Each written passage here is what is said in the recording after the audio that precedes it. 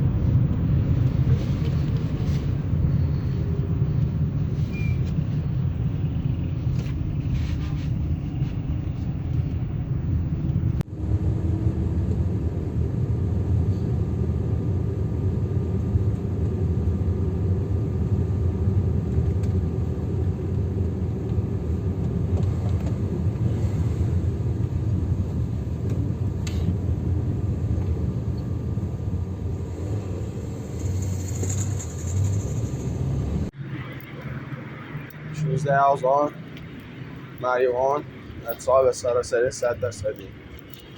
مریوان 16 آذان اعتصاب سراسری.